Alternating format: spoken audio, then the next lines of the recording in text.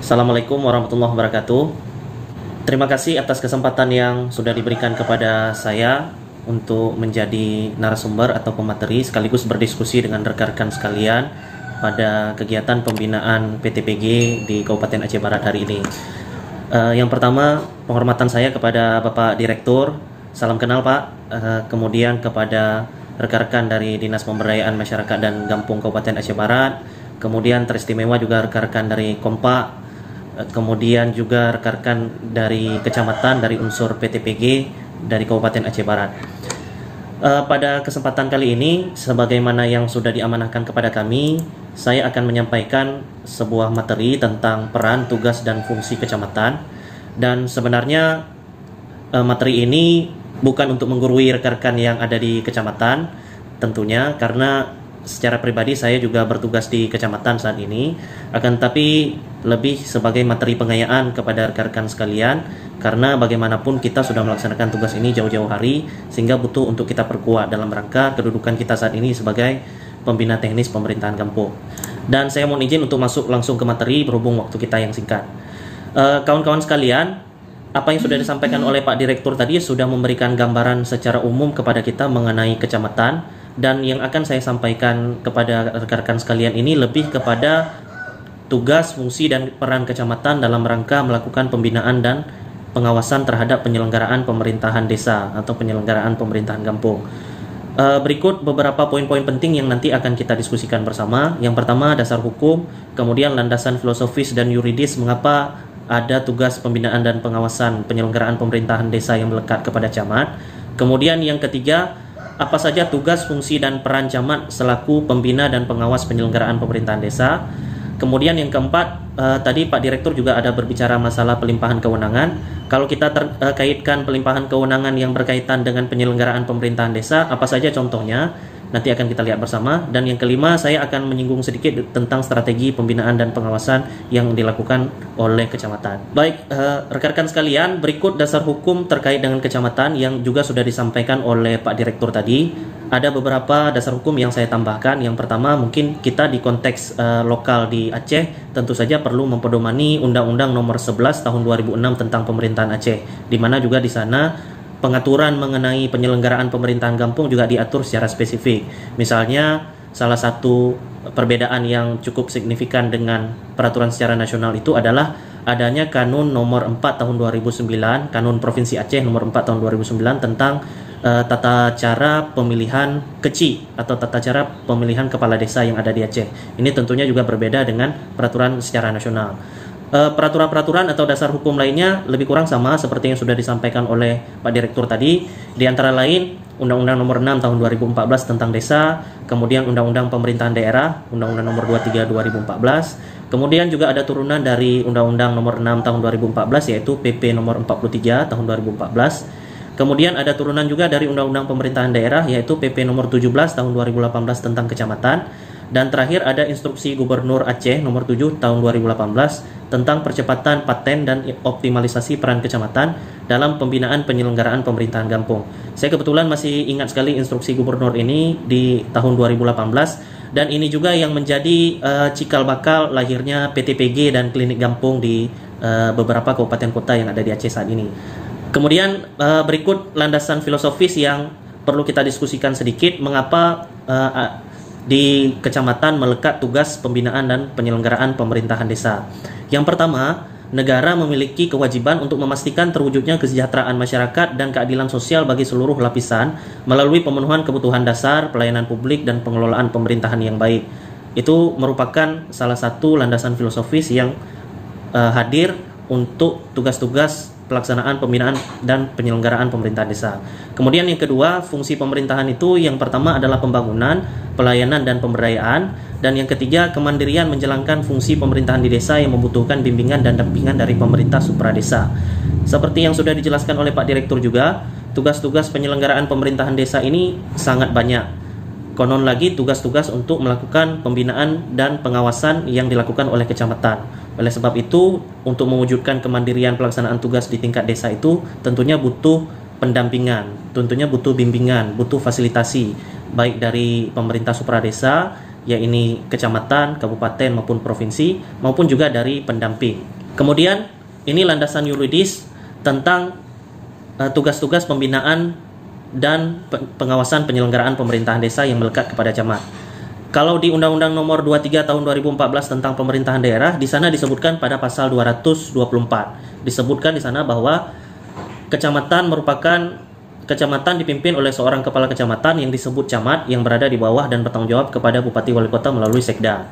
Kemudian selanjutnya di pasal 225 masih di undang-undang yang sama disebutkan bahwa salah satu tugas camat adalah membina dan mengawasi penyelenggaraan kegiatan desa dan atau kelurahan seperti yang sudah dijelaskan oleh Pak Direktur tadi. Ada sekian banyak tugas-tugas camat dan salah satunya adalah membina dan mengawasi penyelenggaraan pemerintahan desa. Kemudian kalau di Peraturan Pemerintah Nomor 43 Tahun 2014 di pasal 154 di sana disebut bahwa camat atau sebutan lain melakukan tugas pembinaan dan pengawasan. Kemudian yang terakhir di pasal 10 Peraturan Pemerintah Nomor 17 Tahun 2018 tentang kecamatan, di sana disebutkan bahwa camat dalam memimpin kecamatan bertugas salah satunya membina dan mengawasi penyelenggaraan pemerintahan desa. Jadi rekan-rekan sekalian, landasan yuridis ini membuktikan kepada kita semua bahwa tugas pembinaan dan pengawasan itu benar-benar merupakan mandat atau amanat dari undang-undang yang ditugaskan kepada pemerintahan daerah untuk dilaksanakan oleh camat atau dilaksanakan oleh kecamatan. Nah, ini dia beberapa tugas-tugas camat sebagai perangkat daerah seperti yang sudah dijelaskan sebelumnya, dan tugas pembinaan pengawasan penyelenggaraan pemerintahan desa ada di nomor kesekian.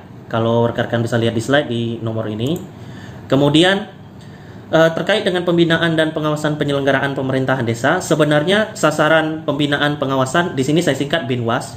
Sasaran Binwas itu apa saja? Yang pertama, sasaran Binwas itu ditujukan kepada peningkatan kapasitas aparatur desa. Bagaimanapun tugas-tugas penyelenggaraan pemerintahan desa itu bukan kecamatan atau pemerintahan daerah yang melakukannya, tetapi pemerintahan desa. Sebab itu aparatur pemerintahan desa atau aparatur pemerintahan kampung yang ada di daerah itu butuh untuk menguasai tugas pokok dan fungsinya sesuai dengan tanggung jawab yang sudah diamanahkan. Sebab itu juga perlu adanya peningkatan kapasitas bagi aparatur kampung tersebut. Kemudian peraturan di desa ini juga menjadi sasaran Binwas.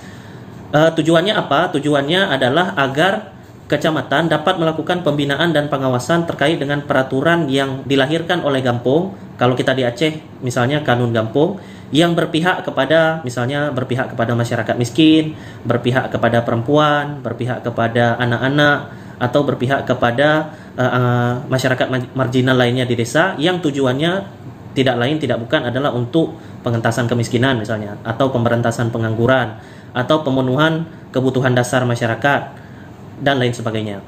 Kemudian sasaran Binwas yang ketiga yaitu komunikasi dan koordinasi. Yang keempat, pelayanan dasar desa, dan yang terakhir tentu saja tata kelola pemerintahan yang baik. Kemudian kita masuk ke fungsi pembinaan pengawasan camat terhadap desa.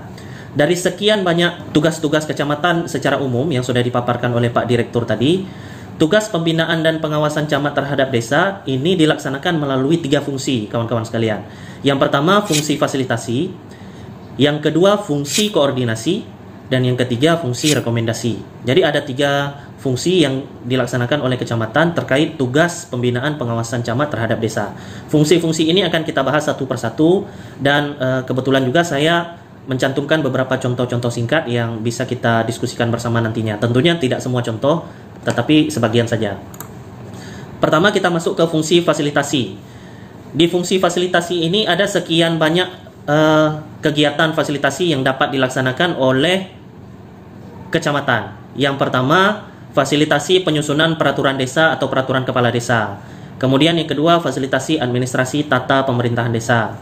Kemudian yang ketiga, fasilitasi pengelolaan keuangan dan aset desa.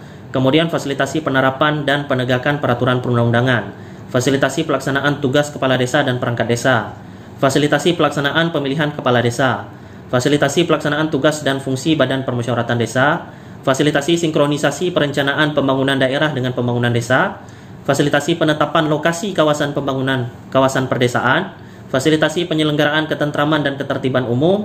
Pelaksanaan tugas, fungsi, dan kewajiban lembaga kemasyarakatan. Penyusunan perencanaan pembangunan partisipatif. Kerjasama antar desa dan kerjasama desa dengan pihak ketiga.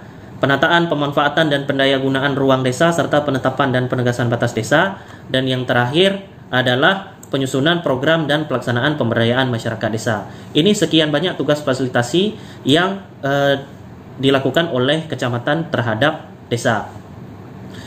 Apa saja contohnya? Jadi dari sekian banyak tugas-tugas fasilitasi yang sudah saya sampaikan tadi, saya hanya membuat 7 contoh. Nanti mungkin bisa kita diskusikan lebih lanjut. Yang pertama misalnya bentuk binwas fasilitasi penyusunan kanun kampung maksudnya, atau kalau secara nasional peraturan desa, dan perci atau peraturan kecil kalau secara nasional peraturan kepala desa. Nah, apa saja kegiatan fasilitasi yang bisa dilakukan oleh kecamatan? Contohnya antara lain adalah memberikan masukan rancangan kanun pada saat pemerintah kampung berkonsultasi dengan kecamatan. Jadi kawan-kawan sekalian, berdasarkan Permendagri nomor 111 tahun 2014 tentang pedoman teknis peraturan di desa, atau kalau kita di Aceh Barat ada Kanun Aceh Barat nomor 7 tahun 2015 tentang pembentukan kanun kampung. Di sana salah satu tugas kampung pada saat melakukan penyusunan rancangan kanun kampung itu adalah melakukan konsultasi. Konsultasinya kepada dua pihak. Yang pertama konsultasi wajib kepada masyarakat, dan yang kedua konsultasi yang sifatnya sunnah begitu ya, karena bahasa hukumnya di sana dapat, dalam tanda kutip dapat gitu. Konsultasi dapat dikonsultasikan kepada camat. Nah, apabila ada konsultasi yang dilakukan oleh pemerintah kampung kepada kecamatan, maka camat atau pihak kecamatan wajib untuk memberikan masukan terkait rancangan kanun yang sedang disusun. Misalnya kampung sedang melakukan penyusunan rancangan kanun tentang penyelenggaraan adat perkawinan di tingkat kampung. Nah, pada saat rancangan kanun itu sedang disusun oleh tim yang sudah dibentuk di tingkat kampung, maka rancangan kanun ini wajib dikonsultasikan yang pertama kepada masyarakat agar nilai-nilai kearifan lokal yang sudah dilaksanakan oleh masyarakat itu terakomodir pada kanun tersebut. Yang kedua dikonsultasikan kepada camat. Kaidahnya agar rancangan kanun tersebut tidak bertentangan dengan aturan yang lebih tinggi di atasnya atau mendapatkan masukan-masukan lain yang sesuai dengan konteks penyelenggaraan adat istiadat perkawinan yang ada di Aceh misalnya. Kemudian di sebelah kanan ini adalah dasar pelaksanaannya. Alhamdulillah dari beberapa dasar pelaksanaan ini di kabupaten kita di Aceh Barat sendiri sudah ada kanun Kabupaten Aceh Baratnya, atau sudah diterbitkan juga peraturan Bupati Aceh Baratnya. Kemudian kita beralih ke contoh yang kedua. Contoh yang kedua itu adalah tugas fasilitasi pengelolaan keuangan dan pengelolaan aset kampung. Nah, ini sebenarnya bukan satu hal, bukan satu poin yang sama, tetapi ini dua poin yang berbeda, kawan-kawan sekalian. Karena pengelolaan keuangan itu diatur dengan peraturan tersendiri, begitu juga pengelolaan aset kampung diatur dengan peraturan tersendiri. Namun ini saling terkait satu sama lain. Apa contoh kegiatan fasilitasi yang bisa dilakukan oleh kecamatan? Contohnya misalnya memandu proses penyusunan rancangan APBG, anggaran pendapatan dan belanja kampung. Itu kalau di aspek keuangan begitu ya. Karena kalau di pengelolaan keuangan desa ini kan ranahnya cukup banyak. Misalnya mulai dari perencanaan, kemudian penganggaran, kemudian pelaksanaan. Pelaksanaan itu diantara lain adalah pengadaan barang dan jasa, atau pelaksanaan kegiatan-kegiatan yang sudah dicantumkan di dalam dokumen anggaran desa. Kemudian penata usahaan yang dilakukan oleh KUR Keuangan, melakukan pencatatan uang masuk, uang keluar, penyetoran pajak dan lain sebagainya. Kemudian sampai pelaporan dan pertanggungjawaban. Nah, saya memberikan satu contoh dari sekian banyak ruang lingkup pengelolaan keuangan itu. Contohnya antara lain adalah kecamatan melakukan pemanduan atau memandu proses penyusunan rancangan APBG. Agar rancangan APBG ini sesuai dengan prioritas yang sudah ditetapkan dan sejalan juga dengan arah kebijakan pemerintah daerah. Tentu saja tidak bertentangan atau tidak keluar daripada hasil musyawarah yang sudah ditetapkan oleh pemerintah kampung. Kemudian kalau dari segi aset, kecamatan dapat melakukan atau memandu proses inventarisasi aset. Kita tahu aset-aset di kampung ini sudah sedemikian banyak, apalagi dengan hadirnya dana desa, aset-aset kampung semakin bertambah. Terutama aset-aset yang sebelum lahirnya Undang-Undang Desa, ada aset-aset pada saat kegiatan PNPM Mandiri Pedesaan misalnya dan lain sebagainya. Atau juga aset-aset yang dilimpahkan oleh pemerintah daerah kepada pemerintah kampung. Nah, tentu ini butuh bimbingan, tentu ini butuh panduan dari kecamatan kepada pemerintah kampung agar kampung dapat melakukan inventarisasi aset atau mencatat aset-aset yang sudah ada di kampung dengan baik. Apakah asetnya dalam kondisi rusak atau masih baik? Apakah asetnya dalam bentuk bergerak atau tidak bergerak? Apakah asetnya dalam bentuk tanah, bangunan, atau gedung, dan lain sebagainya. Beberapa dasar pelaksanaannya, yang pertama ada Permendagri nomor 20 tahun 2018 tentang pengelolaan keuangan desa. Kemudian Permendagri nomor 1 tahun 2016 tentang pengelolaan aset desa. Kemudian yang ketiga, fasilitasi pelaksanaan tugas kecil dan perangkat kampung. Nah, apalagi kita di Aceh Barat baru-baru ini sudah mengimplementasikan Peraturan Bupati nomor 23 tahun 2019 tentang susunan organisasi dan tata kerja pemerintahan kampung. Tentunya perlu adanya informasi mengenai tugas dan fungsi serta arah peningkatan kapasitas bagi aparatur kampung. Baik aparatur kampung yang lama yang diangkat menjadi aparatur kampung yang baru maupun aparatur kampung yang baru yang diangkat dari warga kampung yang memenuhi persyaratan-persyaratan. Kemudian yang keempat adalah fasilitasi pelaksanaan tugas dan fungsi BPD atau kalau di kita disebut dengan TUHAPED. Ini juga sama. Beberapa kampung-kampung di kecamatan kita itu TUHAPED-nya merupakan TUHAPED yang baru. Oleh sebab itu kita di tingkat kecamatan, rekan-rekan di kecamatan juga perlu untuk melakukan fasilitasi di antara lain dengan memberikan informasi tugas dan fungsi dan arah peningkatan kapasitas bagi TUHAPED. Di antara lain mempedomani Permendagri nomor 110 tahun 2016. Kemudian yang kelima, melakukan fasilitasi penyusunan perencanaan pembangunan partisipatif. Salah satu kegiatannya adalah membangun relasi masyarakat dengan kampung, dengan pemerintah kampung maksudnya, pada saat musyawarah desa. Nah, kita di tingkat kecamatan juga perlu memastikan apakah pada saat musyawarah desa itu dilakukan atau musyawarah kampung itu dilakukan, benar-benar dihadirkan unsur-unsur masyarakat terkait. Jangan sampai pada saat musyawarah desa ini dilakukan, yang hadir itu hanya pemerintah kampung dengan TUHAPED saja, tetapi unsur-unsur masyarakat terkait itu juga perlu untuk kita pastikan untuk dihadirkan. Nah, salah satu tugas kecamatan adalah melakukan fasilitasi agar unsur-unsur masyarakat ini dapat hadir dan tidak hanya hadir, tetapi unsur masyarakat ini juga dapat dipastikan untuk menyampaikan keinginannya atau kebutuhannya agar tertampung di dalam perencanaan pembangunan partisipatif desa. Dasar hukumnya antara lain Permendagri nomor 114 tahun 2014. Kemudian yang keenam, fasilitasi sinkronisasi perencanaan pembangunan daerah dan kampung. Nah, rekan-rekan di kecamatan ini penting. Apalagi kita sudah masuk dalam masa-masa penyusunan rancangan kerja pemerintahan kampung tahun 2021. Apakah ini sudah dilaksanakan di kampung-kampung kita di Aceh Barat? Wallahu alam, kita bisa cermati sendiri. Salah satu tugas yang penting untuk kita fasilitasi kepada kampung adalah adanya informasi terkait pagu indikatif dan program kegiatan yang masuk ke kampung, baik program kegiatan yang dari pusat, baik program kegiatan dari provinsi, maupun program kegiatan yang dari pemerintah Kabupaten Aceh Barat yang masuk ke kampung.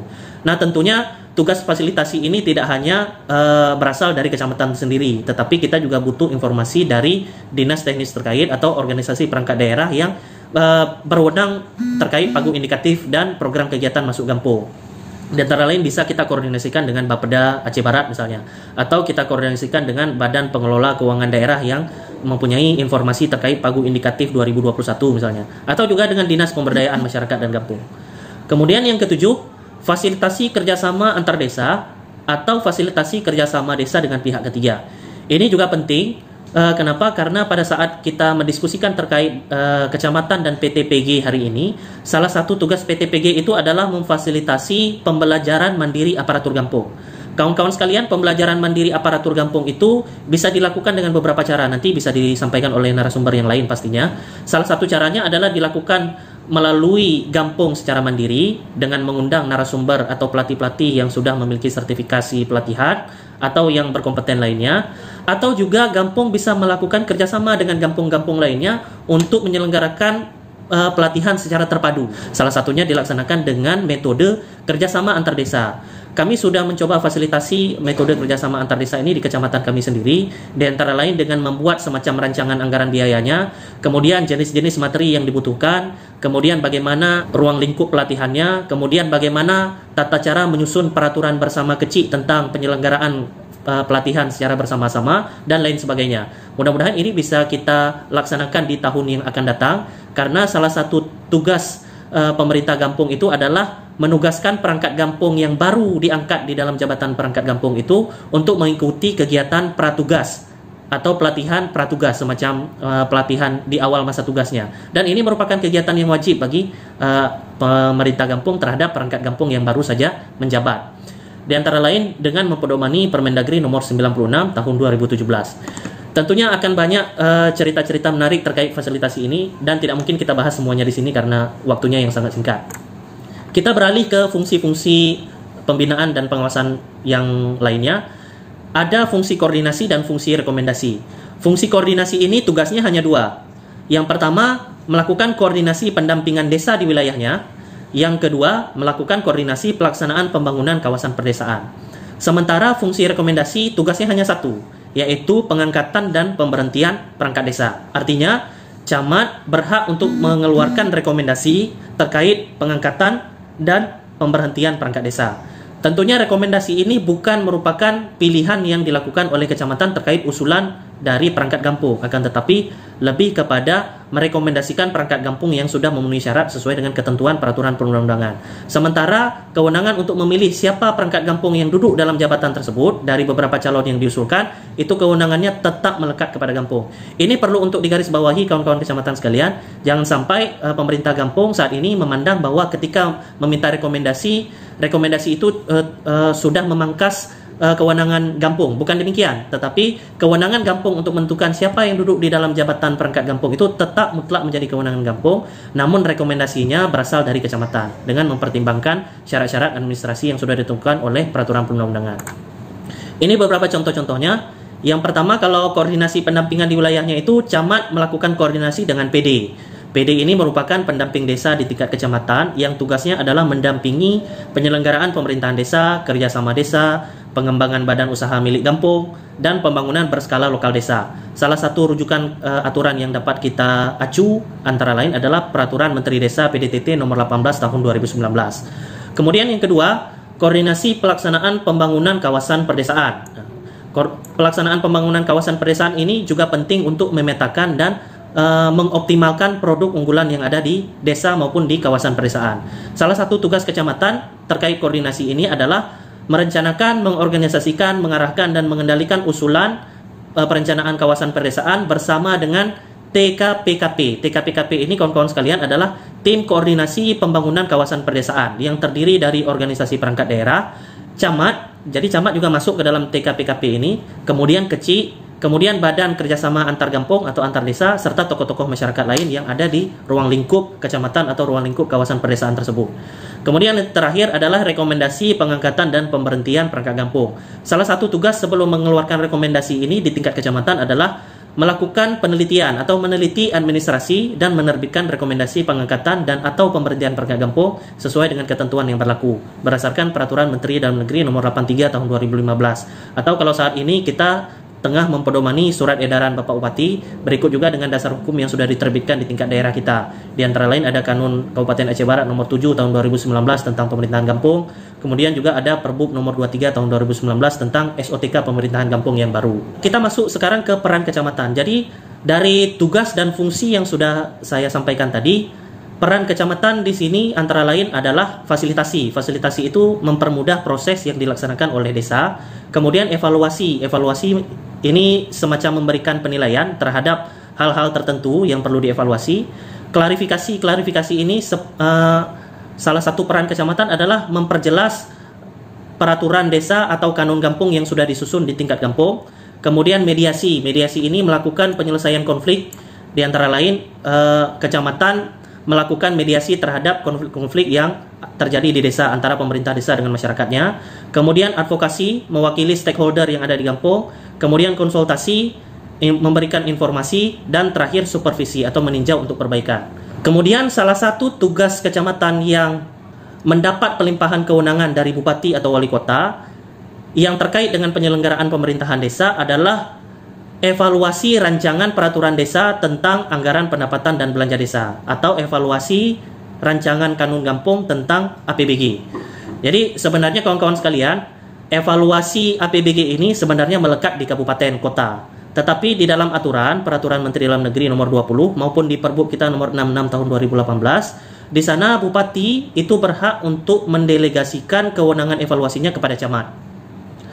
Nah, ketika kewenangan ini sudah didelegasikan kepada kecamatan, kewenangan untuk mengevaluasi rancangan APBG, maka tugas kecamatan adalah di antara lain membentuk tim evaluasi yang terdiri dari camat selaku ketua, kasih PMD, kalau kita kasih Ekobank gitu ya, selaku sekretaris, kemudian unsur kecamatan dan UPT kecamatan lainnya itu sebagai anggota. Mereka semua berkedudukan sebagai tim evaluasi yang melakukan evaluasi terkait rancangan APBG yang sudah disusun oleh Gampung, baik APBG murni maupun APBG perubahan. Jadi kalau kewenangan ini sudah didelegasikan lagi kepada kecamatan, maka pemerintah Gampung nggak perlu lagi membawa rancangan APBG-nya ke tingkat kabupaten, cukup di kecamatan saja. Kalau memang hal ini bisa kita lakukan, tentunya ini memperpendek birokrasi dan menyederhanakan proses evaluasi rancangan APBG. Tentunya juga proses evaluasinya bisa lebih cepat selesai. Apabila proses evaluasi rancangan APBG lebih cepat selesai, maka kemungkinan besar gampung-gampung yang ada di kabupaten kita bisa menetapkan APBG tepat waktu. APBG tepat waktu itu targetnya adalah 31 Desember. Misalnya APBG 2021, berarti targetnya 31 Desember 2020. Apabila APBG bisa tepat waktu, maka dana desa di tahun 2021 juga bisa disalurkan lebih cepat. Apabila dana desa disalurkan lebih cepat, maka kegiatan pembangunan dan pemberdayaan masyarakat desa juga bisa berlangsung lebih cepat. Apabila dana desa disalurkan lebih cepat, penyerapannya bagus, APBG-nya tepat waktu, maka salah satu motivasi yang bisa kita sampaikan kepada desa adalah desa dapat menerima alokasi kinerja karena sudah menetapkan APBG tepat waktu, dana desa terserap maksimal, dana desa juga bisa ditransfer tepat waktu. Ini beberapa gambaran ke depan yang perlu kita pikirkan, tidak hanya fungsi administrasi saja, tapi juga terkait dengan pemenuhan kegiatan di masyarakat. Nah, beberapa strategi Pinwas yang perlu dilaksanakan oleh kecamatan. Yang pertama adalah membentuk PTPG. Jadi di slide saya ini saya tidak berbicara banyak mengenai PTPG karena fokus mengenai kecamatan. PTPG nanti akan disampaikan oleh pemateri berikutnya. Alhamdulillah di kecamatan-kecamatan di Kabupaten Aceh Barat kita sudah menerima SK Bupati terkait dengan pembentukan PTPG. Seperti di kecamatan kami sendiri, PTPG ini sudah ada dan terdiri dari sekitar 7 orang. Kemudian pembentukan klinik Gampung, alhamdulillah berkat dukungan dari Kompak juga dan Dinas Pemberdayaan Masyarakat dan Gampung. Sebenarnya sejak tahun 2017 ya, kalau tidak salah, klinik Gampung ini sudah hadir menjadi salah satu inovasi di salah satu kecamatan di Kabupaten Aceh Barat, yaitu Kecamatan Arungan Lambalik. Dan saya pribadi mewakili Kecamatan Johan Palawan juga menyampaikan pada forum ini, alhamdulillah di kecamatan kami juga sudah terbentuk klinik Gampung dan sudah ditandatangani SK pembentukan klinik Gampungnya oleh camat sekitar bulan Juli 2020 yang lalu. Kemudian yang ketiga, strategi Binwas kecamatan yaitu membantu Gampung untuk melakukan perencanaan pelatihan. Ini juga penting. Tadi Bang Mahyar menggarisbawahi bahwa pembinaan dan pengawasan penyelenggaraan pemerintahan Gampung ini erat kaitannya dengan peningkatan kapasitas aparatur Gampung. Nah, bagaimana meningkatkan kapasitas aparatur Gampung sementara aparatur Gampung sendiri tidak mengetahui kebutuhan apa yang mereka perlukan untuk meningkatkan kapasitas mereka sesuai dengan tugas pokok dan fungsinya. Nah, kita yang berkedudukan di kecamatan, kawan-kawan sekalian, bisa membantu Gampung untuk merencanakan pelatihan sesuai dengan kebutuhan mereka sendiri. Apakah pelatihannya itu pelatihan terkait keuangan bagi KAUR keuangan, apakah pelatihan mengenai kepemimpinan bagi kecil, apakah pelatihan mengenai manajemen kebencanaan seperti bencana nasional yang sedang terjadi sekarang bagi beberapa aparatur Gampung, dan pelatihan-pelatihan yang lainnya yang sesuai dengan kebutuhan mereka. Bukan pelatihan-pelatihan yang seragam, yang seperti tahun ke tahun judul pelatihannya selalu sama, pelatihan dana desa, pelatihan dana desa, pelatihan dana desa, di spanduk setiap tahun selalu itu. Tetapi pelatihan ini lebih teknis, menyasar kepada tugas pokok dan fungsinya, dan tentunya terkait dengan kebutuhan kerja mereka, sehingga mereka bisa mandiri di bidang tugasnya. Terakhir, pesan penting dari apa yang bisa saya sampaikan kawan-kawan sekalian, saya sebenarnya juga tidak berkapasitas untuk menyampaikan pesan ini, tetapi saya sangat ingat pesan ini dari salah satu dosen UGM, Pak Ari Sujito, pada saat diskusi yang juga diselenggarakan oleh Kompak. Salah satu pesannya adalah, sebenarnya kawan-kawan kecamatan sekalian, peningkatan kapasitas aparatur Gampung ini bukan hanya sekedar kegiatan bagian dari pembinaan pengawasan untuk mengontrol Gampung lebih ketat dan kaku, tetapi kegiatan peningkatan kapasitas aparatur Gampung ini merupakan proses untuk mencetak kader yang lebih leluasa dan memberdayakan aparatur Gampung agar mandiri terhadap tanggung jawab atau mandat yang diembannya. Salah satu contohnya begini, kalau seandainya kita fokus terhadap peningkatan kapasitas aparatur Gampung, yang difokuskan itu adalah bukan peningkatan kapasitas untuk mengontrol tugas-tugas administrasinya sehingga tugas-tugasnya sangat kaku, sehingga fokus pemerintahan Gampung hanya administrasi belaka saja. Bukan hanya seperti itu. bukan hanya kegiatan peningkatan kapasitas aparatur desa yang dilakukan kepada pemerintah kampung agar pemerintah kampung dapat mencapai target pemerintah kabupaten. Bukan demikian. Tetapi peningkatan kapasitas aparatur desa yang dilakukan pada pemerintah kampung adalah peningkatan kapasitas agar pemerintah kampung mandiri melaksanakan tugasnya, agar pemerintah kampung dapat mencapai visi misi kecilnya, agar pemerintah kampung dapat mencapai kesejahteraan masyarakat kampungnya. Saya rasa demikian, karena tugas-tugas yang selama ini diemban oleh pemerintah kampung itu sungguh sangat banyak. Tetapi belakangan ini kita melihat tugas-tugas ini erat kaitannya dengan pengawasan terkait administrasi belaka. Tetapi tujuan berdesa yang hadir di desa itu sebagian besar atau sebagian kecil belum tercapai secara maksimal. Mudah-mudahan melalui PTPG, melalui klinik kampung, melalui pembelajaran mandiri aparatur kampung, melalui peningkatan kapasitas aparatur desa secara terpadu, hal ini bisa kita wujudkan. Sekali lagi, kita fokus kepada pemberdayaan aparatur desa. Seperti yang sudah Pak Direktur sampaikan tadi, adalah pemberdayaan itu maknanya kita membantu masyarakat agar masyarakat dapat membantu dirinya sendiri. Kalau pemberdayaan aparatur desa berarti kita membantu aparatur kampung agar aparatur kampung dapat membantu dirinya sendiri untuk mengatasi persoalan-persoalan di masyarakat. Barangkali demikian yang bisa saya sampaikan. Terima kasih atas kesempatan yang diberikan. Mudah-mudahan materi ini bermanfaat. Saya yakin materi ini sangat kurang dari narasumber-narasumber lainnya. Mudah-mudahan kita bisa diskusi lebih lanjut. Oh ya, kalau kawan-kawan berkenan untuk mengunjungi channel YouTube saya, silakan dikunjungi dan juga share beberapa video-video saya, karena beberapa video yang baru-baru ini saya publish adalah video terkait edukasi dan informasi bagi penyelenggaraan pemerintahan kampung. Insya Allah saya fokus terkait penyelenggaraan pemerintahan kampung dan mudah-mudahan bisa bekerja sama dengan kawan-kawan lainnya, baik di kecamatan, kabupaten maupun di tingkat nasional. Terima kasih, lebih dan kurang saya mohon maaf. Wabillahi taufiq wal hidayah. Assalamualaikum warahmatullahi wabarakatuh.